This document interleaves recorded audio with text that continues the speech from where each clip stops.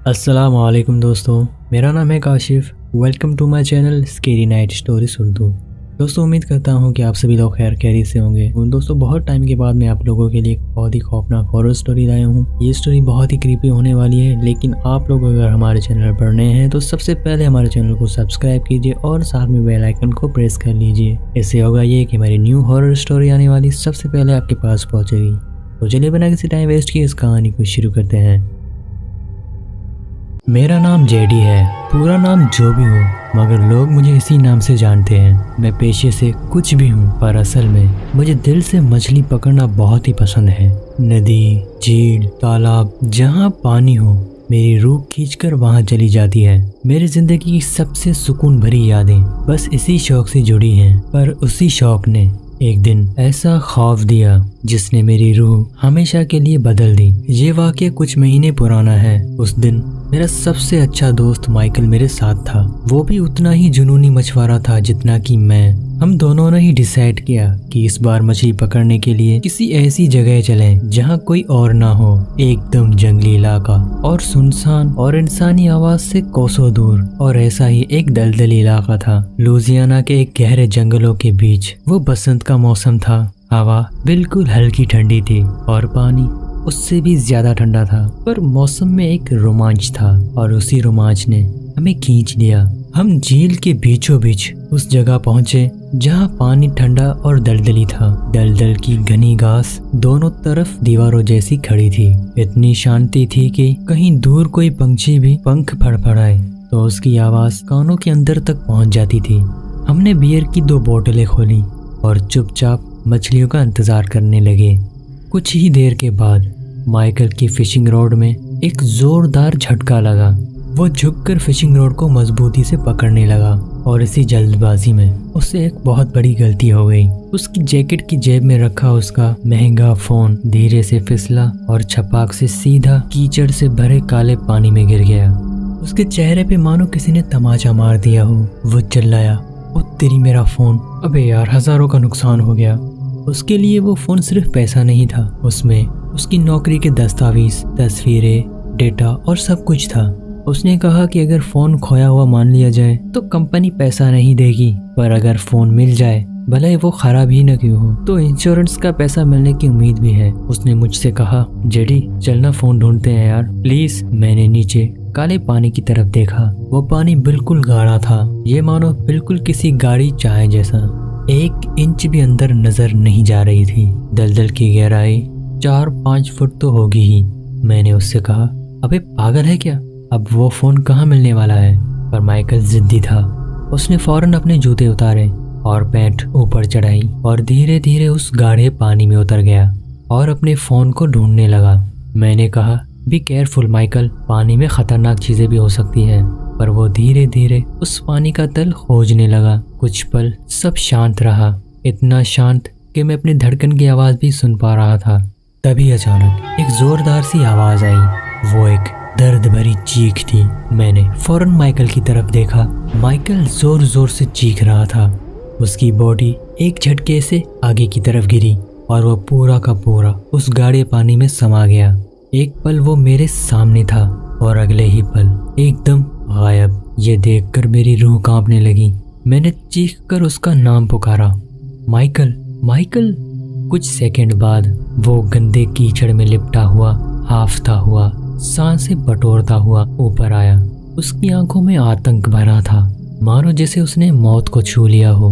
वो कांपती आवाज में बोला, जेडी, किसी ने मुझे पकड़ा नीचे से, मेरे टखनों से किसी ने पकड़कर मुझे नीचे खींचा। मैं फिसला नहीं था, बल्कि नीचे पानी में कुछ है। उसकी बात ही सुन के मैं तंग रह गया। मैंने पूछा, ये तू क्या कह रहा है? क्या वो कोई मछली थी या फिर कोई मगरमच्छ? क्या था वो? उसने सिर हिलाया और कहा, नहीं, ना वो मछली थी और ना ही कोई मगरमच्छ। वो कुछ और ही था, मानो जैसे वो 2 हाथ हों, वो भी इंसानी हाथ। पर वो शायद हाथ भी नहीं थे। कुछ था जो वो मेरे चारों तरफ लिपट गया था और उसी ने मुझे नीचे घसीटा। उसकी आंखें खौफ से पथरा गई थी। मैंने देखा उसका टखना लाल पड़ा था, मानो जैसे किसी ने रस्सी कसकर उसे नीचे खींचा हो। मैंने फौरन नाव को धक्का दिया और हम दोनों फौरन नाव में बैठ गए और वहां से इतनी तेजी से निकले कि पानी के पीछे से उछाल सा आ गया। वहां से वापस लौटते वक्त माइकल एकदम चुपचाप बैठा रहा। उसने एक बार भी मेरी तरफ नहीं देखा। वो बस बार बार पीछे मुड़कर पानी के काले अंधेरे को तापता रहा, मानो जैसे उसे लग रहा हो कि जिसने उसे पानी के नीचे खींचा वो अभी भी उसका पीछा कर रहा हो। मैंने उसे समझाया, शायद बड़ी कोई कैटफिश होगी या फिर कोई दलदली सांप। तू बेकार में डर रहा है माइकल। पर वो डर के मारे हिल भी नहीं पा रहा था। वो आहिस्ता से धीमी आवाज में बोला, नहीं जेडी, वो कोई जिंदा चीज नहीं थी, वो कुछ और ही था। उसकी आवाज में एक ऐसी सच्चाई थी कि मैं उसे झूठा दिलासा भी नहीं दे सकता था। उस रात हमने वो जगह तो छोड़ दी, लेकिन वो फोन कभी भी नहीं मिला और माइकल के तखनों में वो निशान हफ्तों तक रहे।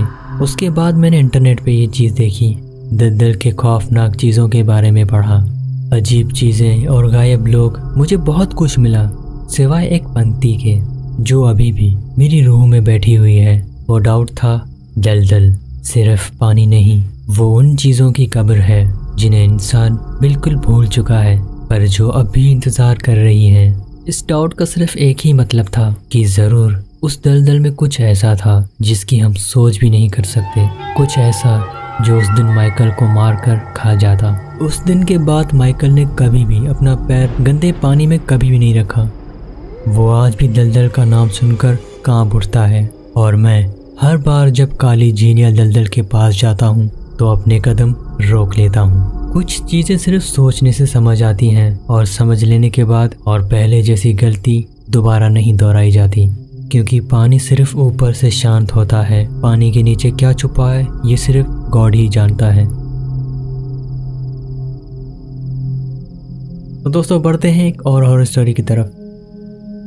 हमारे जिले के किनारे एक पुराना सरकारी गेस्ट हाउस है, लाल ईंटों का बना हुआ, आधा टूटा फूटा सा, जिसके सामने आम का एक बूढ़ा पेड़ है और उसके पीछे एक खौफनाक जंगल। गांव वाले उसे पुराना भूतिया जंगल कहते हैं, पर कोई भी वहां पर रात नहीं बिताता। कहते हैं कि उसके नींव के अंदर कुछ बंधा हुआ है। मैं शुरू में इन बातों पर बहुत ही हंसता था, पर फिर मेरे साथ जो हुआ वो सुनकर आप भी कांप उठोगे। मैं एक PWP का वर्कर हूँ। 2 साल पहले मुझे उस पुराने गेस्ट हाउस को रिपेयर करने का काम दिया गया। फाइल पर साफ लिखा था लाइट्स के इशू ठीक करने हैं, 4 दिन रुककर रिपोर्ट तैयार करनी है। मुझे लगा सरकारी काम है, आराम से हो जाएगा। जब पहली बार मैं वहां पहुंचा, शाम ढल चुकी थी। पेड़ के नीचे कुत्तों का झुंड बैठा था, पर अजीब बात ये थी कि उनमें से कोई भी गेस्ट हाउस की तरफ यानी कि उस पुराने घर की तरफ कोई भी नहीं देख रहा था, मानो जैसे उन्हें उस तरफ देखने की मना की गई हो। मैंने दरवाजा खोला। अंदर चारों तरफ धूल बसी हुई थी, दीवारों पर जाले लगे हुए थे और चारों तरफ सिली हुई लकड़ी की बदबू थी। पर अंदर सबसे ज्यादा ध्यान खींचने वाली एक ही चीज थी। गेस्ट हाउस की नींव में एक पत्थर का छोटा सा चौकोर का ढांचा ठीक हॉल के बीचों बीच था, मानो जैसे किसी पुरानी कब्र को तांबे की जंजीर से जकड़कर सीमेंट में बंद कर दिया गया हो। वो हॉल बिल्कुल शांत था, पर जैसे मैंने उस ढांचे की तरफ कदम रखा, मुझे लगा किसी ने मेरी गर्दन पर ठंडी सांस ली हो। मैंने फौरन पीछे मुड़कर देखा, पर वहाँ कोई भी नहीं था। वो उस गेस्ट हाउस में मेरी पहली रात थी। खाना खाकर मैं अपने कमरे में गया। कमरे में एक लकड़ी का पलंग था, छत से एक पंखा लटका हुआ था जिसकी बत्तियां टेढ़ी मेढ़ी थी और कमरे में एक खिड़की थी जिसे जंगल का आधा सा दिखाई दे रहा था। वो रात गहरी और काली थी। रात के तकरीबन 12 बजे वो पंखा अपने आप चलते चलते बंद हो गया। मैंने सोचा शायद बिजली चली गई होगी। मैं उठा और स्विच बोर्ड के पास गया और तभी अचानक मुझे हॉल से एक अजीब सी आवाज़ सुनाई दी, मानो जैसे कोई पत्थर से सीमेंट को खुरच रहा हो। मैंने हिम्मत करके दरवाजे की ओर झांका और ये देखकर मेरे पैरों तले जमीन खिसक गई। हॉल के बीचों बीच वाले पत्थर के ढांचे पर तांबे की चैन हल्के हल्के से हिल रही थी, वो भी बिना किसी हवा और बिना किसी छुए वो हिल रही थी। ऐसा लग रहा था मानो जैसे उस ढांचे से कोई निकलने की कोशिश कर रहा हो। मैं कमरे में वापस लौट आया और मैंने चुपचाप से दरवाज़ा वापस बंद कर दिया। मैंने खुद को तसल्ली दी कि शायद हवा की वजह से ही होगा। मैंने फिर से सोने की कोशिश की। नींद तो दूर की बात है, मैं आंखें झपकाने तक की भी हिम्मत नहीं रख पा रहा था। वो रात मैंने बैठे बैठे ही गुजार दी। अगली सुबह जब रोशनी हुई और घर के बाहर से चिड़ियों की चहचहाट सुनाई दी तो सब कुछ नॉर्मल लगने लगा। मैं उठा, हवा हल्की थी, पेड़ शांत थे और हॉल के बीचों बीच पत्थर के उस ढांचे पर चैन बिल्कुल अपनी जगह पर सही थी, बिल्कुल पहले की तरह। मैंने सोचा शायद रात को मैंने जो कुछ भी देखा वो मेरा वहम था, क्योंकि लोग भी कहते रहते हैं कि वहाँ पर किसी की रूह बंधी हुई है, यानी कि उस पत्थर के ढांचे के नीचे कोई भूत है। शायद इन सारी बातों का मेरे दिमाग पर बहुत ही बुरा असर पड़ा था, इसी वजह से मुझे वहम हुआ होगा। लेकिन दूसरी रात मेरा वहम टूट चुका था। दूसरी रात के तकरीबन 1 बजे खिड़की के बाहर किसी के धीरे धीरे कदम रखने की आवाज सुनाई दी। खिड़की के बाहर जंगल में सूखे पत्ते इतने थे कि वहां चलने से भी भारी चर चर की आवाजें आनी ही थी। चलते चलते वो कदम ठीक मेरी खिड़की के पास आकर रुक गए। मैं सांस रोके हुए चुपचाप लेटा रहा और उसके बाद उस खिड़की पर खरोचने की आवाज आई। लंबी टेढ़ी नुकीली, मानो जैसे लोहे के नाखून हो। मैंने किसी तरह अपनी हिम्मत जुटाई और खिड़की की जाली से बाहर झांका। बाहर सिर्फ काला जंगल ही जंगल था, लेकिन पेड़ों के बीचों बीच मुझे एक साया सा खड़ा दिखाई दिया, लंबा, अजीब सा और टेढ़ा मेढ़ा। वो साया इतना लंबा था कि पेड़ों के टॉप से टकरा रहा था और ऐसा लग रहा था कि पेड़ों के पीछे से वो मुझे ही देख रहा है। मेरी आंखें उसके चेहरे तक नहीं पहुंच रही थी, क्योंकि उसका चेहरा था ही नहीं, सिर्फ एक काली धुंध थी।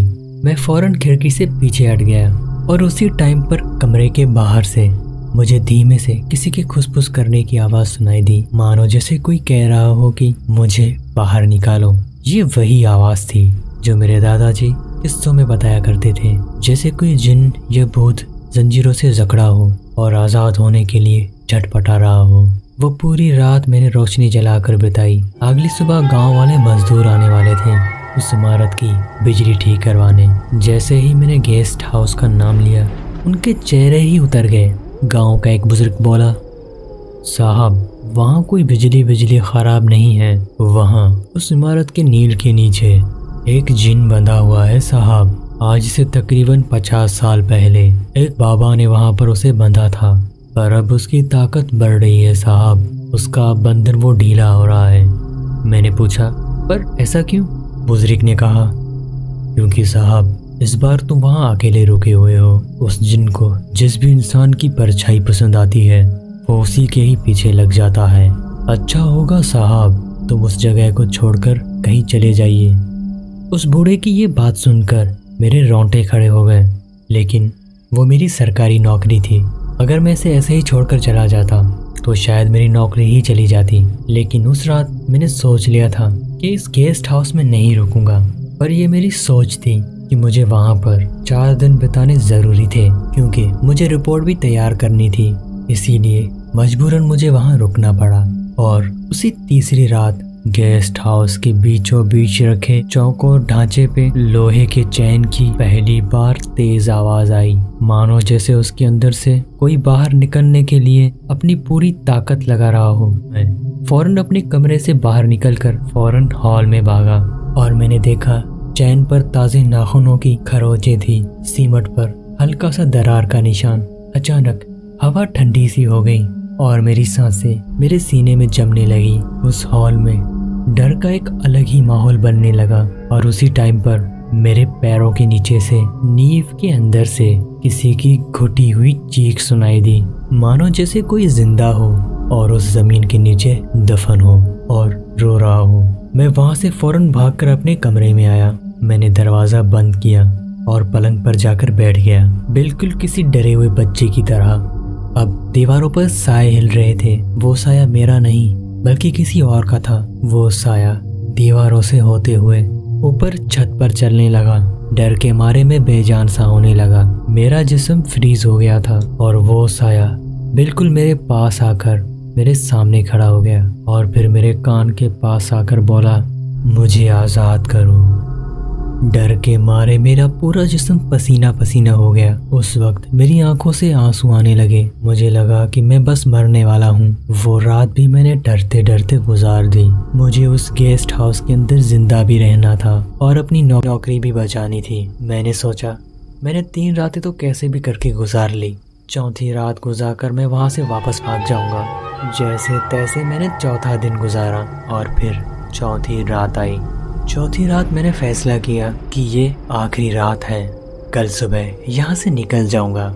पर नींव के नीचे उस दबे हुए जिन को शायद पता चल गया था कि मैं यहाँ से जाने वाला हूँ। चौथी रात के तकरीबन 12 बजे हॉल की चैन अपने आप एक तेज कड़कड़ाहट के साथ टूट गई। सीमेंट फटने लगा और वो पत्थर उखड़ गया और उसी के साथ हवा में एक तेज गंध फैल गई, जैसे किसी ने 100 साल पुरानी कब्र खोद डाली हो।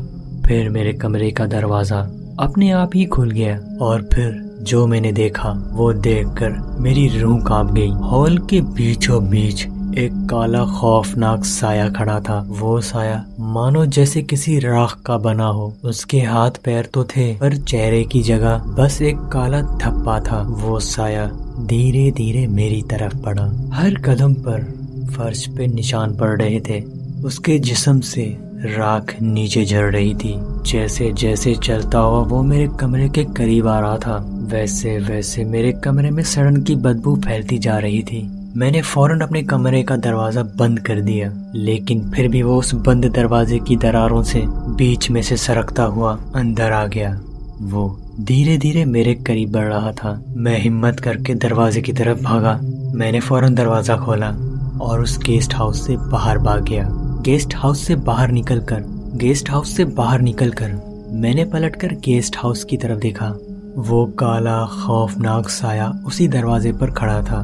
पर जैसे ही मैं आम के पेड़ के पास पहुंचा, अचानक से वो साया चलते चलते रुक गया, मानो जैसे किसी चीज में वो फंस गया हो। वो काला साया एक जगह पर खड़ा होकर वो बस मुझे ही देख रहा था। वो अब मेरे पास नहीं आ रहा था, वो बस एक ही जगह पर खड़ा था। मैं समझ चुका था कि ये गॉड का दिया हुआ मुझे एक आखिरी मौका है यहाँ से भाग निकलने का। उस रात में वहाँ से बचकर भाग आया। आज 2 साल बाद भी उस गेस्ट हाउस में कोई भी नहीं जाता। सरकार ने उसे हमेशा के लिए बंद कर दिया है। लोग कहते हैं कि रात में वहाँ अभी भी चैन खड़कने की आवाजें आती है। कभी कभी कोई जंगल के रास्ते जाता है तो उसे एक काला साया दीवारों पर चलता हुआ दिखता है। उस वाक़ये के बाद मैं आज भी चैन से नहीं सो पाता, क्योंकि कभी कभी रात के 3 बजे मेरे घर की दीवार पर मुझे वही साया रेंगता हुआ दिखाई देता है और वो आज भी मेरे कानों में फुसफुसाता है, मुझे पूरी तरह से आज़ाद कर दो। शायद आज भी वो उसी गेस्ट हाउस के नीचे कैद है और वहाँ से भी वो आज़ाद होना चाहता है। मुझे लगता है कि जिस दिन वो वहाँ से आज़ाद हो गया तो वो मेरे पास ज़रूर आएगा मुझे अपने साथ ले जाने। तो दोस्तों कैसी लगी आज की ये 2 हॉरर स्टोरीज? अगर आपको पसंद है तो मुझे लाजमी से कमेंट में बताइएगा। और अगर दोस्तों आपके साथ कोई ऐसा वाकया हो चुका हो जो आपने किसी के साथ बयान ना किया हो, तो उसके लिए मैंने अपने डिस्क्रिप्शन में अपना व्हाट्सएप नंबर दिया हुआ है और मैंने अपनी इंस्टाग्राम की आईडी भी दी हुई है, साथ में ईमेल भी लगा हुआ है। जहाँ दिल करे वहाँ आप मुझसे शेयर कर सकते हैं। तो प्लीज मेरे चैनल को सब्सक्राइब कीजिए और साथ में बेल आइकन को प्रेस कर लीजिए। इससे होगा ये कि हमारे न्यू हॉरर स्टोरी आने वाली सबसे पहले आपके पास पहुंचेगी। मिलते हैं नेक्स्ट हॉरर स्टोरी में, तब तक के लिए अल्लाह हाफिज।